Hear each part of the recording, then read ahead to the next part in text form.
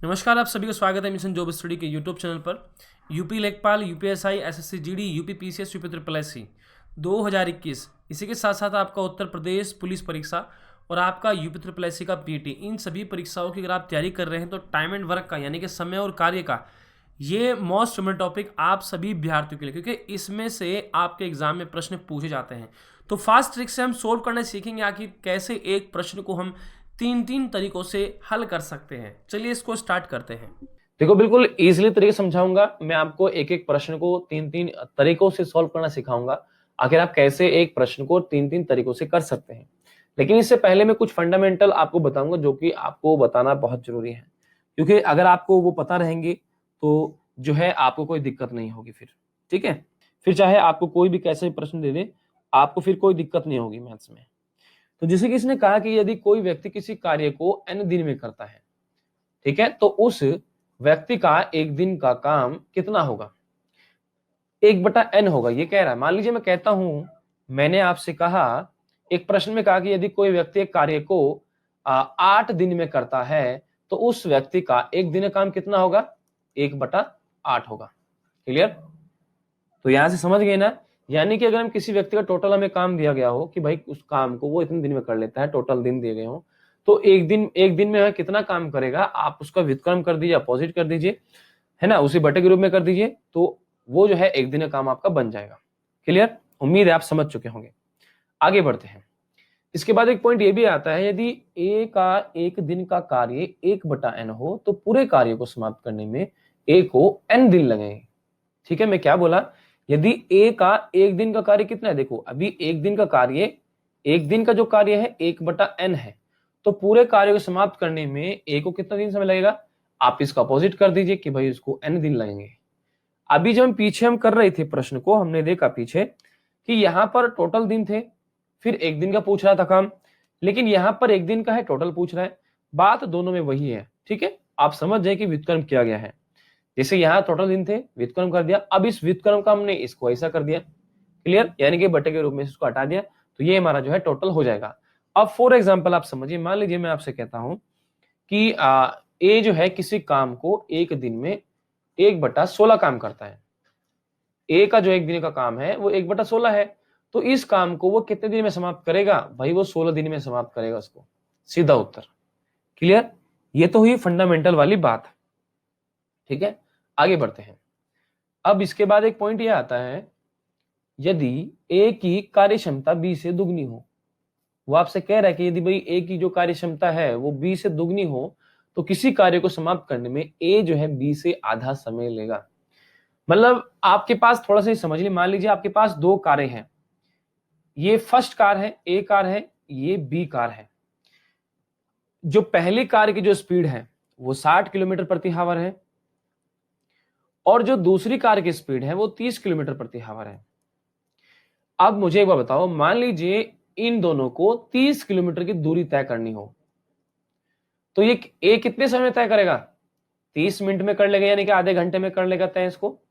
और बी उसको कितने समय में, मतलब उस दूरी को कंप्लीट कर लेगा, 1 घंटे में करेगा। तो यहां से हमने क्या देखा कि यानी कि बी को देखो, जिसकी कार्य क्षमता अधिक थी उसको समय कम लगेगा, जिसकी कार्य क्षमता कम होगी उसको समय ज्यादा लगेगा। ठीक है, 1 घंटा बी को लगा तो कार को आधा घंटा लगा, मतलब फर्स्ट कार को। ठीक इसी प्रकार यानी कि ए अगर किसी कार्य को क्षमता जो है बी से दुगनी है, आप यहां पर देख सकते हैं कि बी से दुगनी है ए की जो कार की स्पीड है, तो उसे कार्य समाप्त करने में बी से आधा समय मिलेगा। यानी कि अगर 1 घंटा लगता है तो ए को आधा घंटा लगेगा। क्लियर? समझ गए?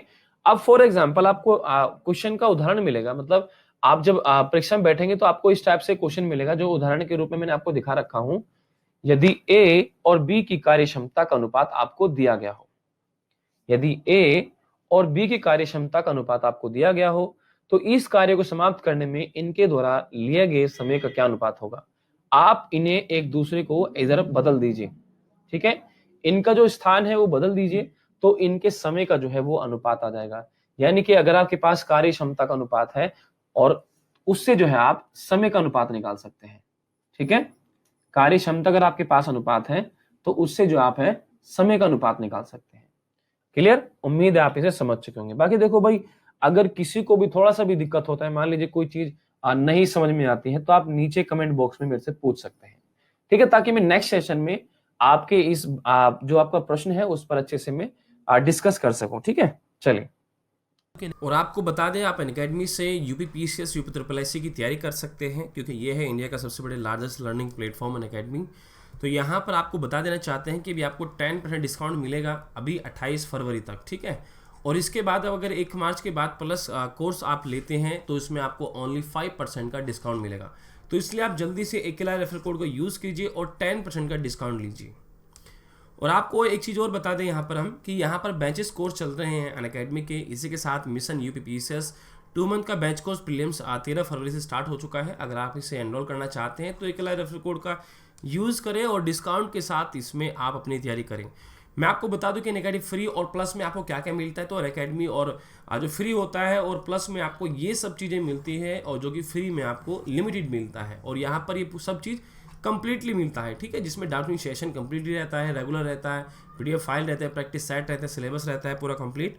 तो ये सब चीज़ें हैं। आपको कोड यूज़ करना है एके लाइव। इसी के साथ आपको बता दें कि यहाँ पर बहुत सारे अलग से फीचर हैं। आप देख सकते हैं किस प्रकार से यहाँ पर आपकी क्लासेस चलती हैं, और यहाँ पर पहले से इसको शेड्यूल पीडीएफ फाइल का जो फीचर है, डाउटिंग सेशन है, मैसेज है, वो सब चीज़ें आपको यहाँ पर देखने को मिलता है।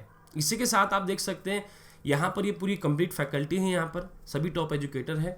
तो कंप्लीटली एग्जाम प्रिपरेशन ये कराएंगे आपकी, रेगुलर डाउटिंग सेशन रहता है, और आप पूरे सिलेबस को कंप्लीट करते चलेंगे, और फ्री टेस्ट सीरीज और वीकली मॉक टेस्ट सीरीज, ये सब चीज़ें आपको यहाँ पर मिल रही है। तो अगर आप इस कैटेगरी को ज्वाइन करते हैं तो न जाने कितने सारे एग्जाम की आप तैयारी कर सकते हैं। UP PCS, UP triple SC completely exam की बात कर रहा हूँ, और यूपी स्टेट का चाहे वो यूपीएसआई हो, यूपी पुलिस हो, आदि की भी आप तैयारी कर सकते हैं, लेखपाल आदि की। तो 1 मार्च से अगर आप लेंगे तो 5% का आपको डिस्काउंट मिलेगा। इसलिए आप अगर चाहते हैं 10% डिस्काउंट लेना तो आज ही इसको एनरोल करें और यूज़ करें एके लाइव रेफरल कोड।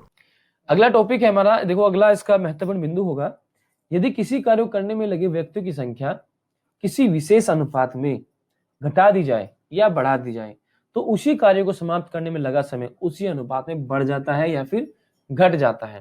देखो इसने बहुत ही अच्छी बात कही है, यानी कि ये कहना चाह रहा है कि यदि कोई कार्य जो होता है उसको करने में जो व्यक्ति की जो संख्या होती है, अगर वो किसी विशेष अनुपात में घटा दी जाती है, यानी कि किसी कार्य को करने वाले जो व्यक्तियों का जो अनुपात था, उनकी संख्या का जो अनुपात अगर वो घटा दी जाती है या फिर बढ़ा दी जाती है, तो उसी कार्य को समाप्त करने में लगा समय उसी अनुपात में बढ़ जाता है या घट जाता है, ठीक है, या तो बढ़ जाता है या फिर घट जाता है। फॉर एग्जाम्पल समझिएगा आप, किसी कार्य में लगे मजदूरों का अनुपात 2:3 है, तो पूरा काम करने में लगा समय कितना होगा? 3:2 होगा। देखो मजदूरों की संख्या का अनुपात है, यहाँ पर ध्यान से देखो, मजदूरों की संख्या का अनुपात है। यदि किसी करने में लगे मजदूरों का अनुपात 2:3 है, तो पूरा कार्य करने में लगे समय का अनुपात कितना होगा? 3:2 होगा। यानी कि जिसकी कार्य क्षमता अधिक होगी उसे कम समय लगेगा।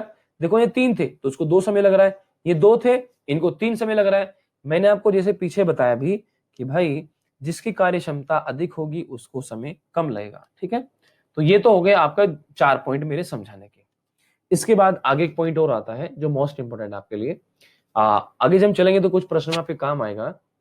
यदि कोई व्यक्ति किसी काम का a/b भाग n दिन में करता है, यदि कोई व्यक्ति किसी काम का a/b भाग n दिन में करता है तो पूरा काम करने में लगा समय कितना होगा? n Guna b upon a दिन दिया गया है, यानी कि यदि कोई व्यक्ति किसी काम का a/b भाग n दिन में करता है तो पूरा काम करने में कितना समय लगेगा? n गुना b a लगेगा। यानी कि देखो a/b भाग को n दिन में करता है तो पूरा काम करने में कितना समय लगेगा? इसकी क्रॉस मल्टीप्लाई कर दीजिए ऐसे करके ऊपर नीचे, ठीक है भाई। a बटा जो भाग था इसको n दिन में करता है तो पूरा काम कितने दिन में करेगा? यानी कि n Guna b upon a आ जाएगा। क्लियर? तो ये जो है आपका ये हो जाएगा, ठीक है। जब भी आपके सामने से प्रश्न आएगा तो आपको इस मेथड के आधार पर उसको जो है सोल्व करना होगा। क्लियर? उम्मीद है आप लोग अच्छे से समझ रहे होंगे। आगे बढ़ते हैं। नेक्स्ट पॉइंट है, यदि मान लीजिए कोई व्यक्ति किसी काम को n दिन में करता है तो a/b भाग करने में लगा समय कितना होगा? देखो एक दिन का जो काम है वो n दिन में करता है, यानी कि एक काम को वो n दिन में करता है तो a/b भाग को अगर मैं कहता भाई 2 काम को तो यहाँ 2 की गुणा कर देता, यदि कहता 3 काम को 3 गुणा कर देता। ठीक इसी प्रकार वो कह रहा है कि ए बटा बी काम को, यानी कि ए बटा बी गुना हो जाएगी एन के साथ, एन दिनों के साथ। ठीक है, ये ऐसा हो जाएगा। क्लियर? उम्मीद है आप लोग इसको समझ रहे होंगे। यदि कोई व्यक्ति किसी काम को n दिन में करता है तो उसके द्वारा m दिन में किया गया कार्य m बटा n भाग होता है और शेष काम 1 बटा m माइनस के m बटा n होता है। ध्यान से समझे क्या कह रहा है। यदि कोई व्यक्ति किसी काम को n दिन, देखो ये सिर्फ मेरे समझाने वाली बात है जो मैं आपको बता रहा हूं, नहीं तो आप जब प्रश्न को सॉल्व करेंगे तो आप इतना नहीं उलझेंगे। लेकिन मेरा फर्ज बनता है कि अगर मान लीजिए कोई डीपली ऐसा क्वेश्चन आ जाता है ना, तो उसमें आप कैसे करेंगे, तो वो चीजें मैं आपको यहाँ पर बता रहा हूँ। ये आपके ऐसे प्रश्न में काम आएंगे जहां पर आपका जो मेथड है वो चलना बंद हो जाए, है ना, आपकी सोच चलनी बंद हो जाए, वहां पर ये आपकी चीजें काम आएंगी। यदि कोई व्यक्ति किसी काम को n दिन में करता है, उसके द्वारा m दिन में किया गया कार्य कितना होगा, m बटा n भाग होगा। शेष काम कितना होगा, देखो n दिन में करता है, अभी तक उसने उसके द्वारा m दिन में काम किया गया है, यानी कि m बटा n हो गया। ठीक है, तो शेष काम कितना बचा, इसमें से घटा दीजिए, तो ये होगा आपका। उम्मीद है आप लोग समझ चुके होंगे। चलिए अब हम जो है सीधा प्रश्न की ओर बढ़ते हैं। ठीक है, चलिए आगे तो नहीं आ गई, हाँ आगे आ गए हम बहुत।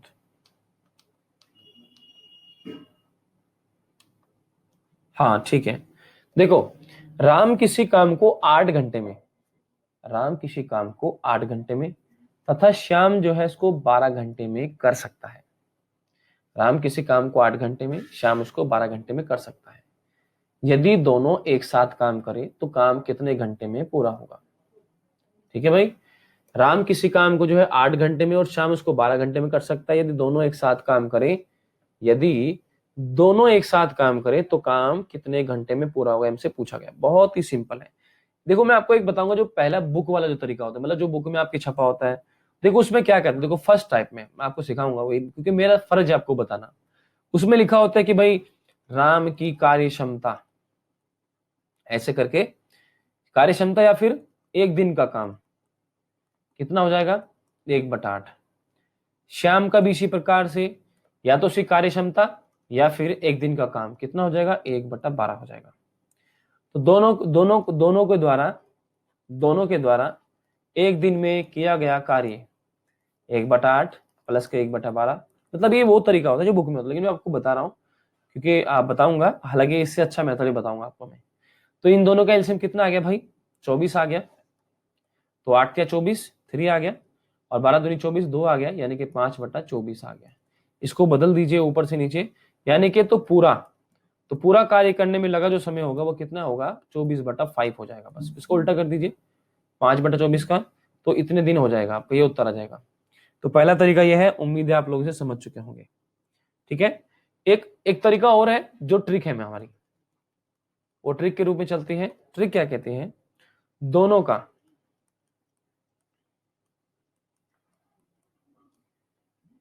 का उसने जो पूछा था कि भाई दो काम करने में कितने मतलब पूरा कितने घंटे लगेंगे, यानी कि दोनों उस काम को कितने समय में करेंगे, दोनों के द्वारा। आप लिख लीजिए कि दोनों के द्वारा काम करने में लगा समय कितना होगा, तो इक्वल टू कितना होगा, ये हो जाएगा a गुणा b upon a plus B.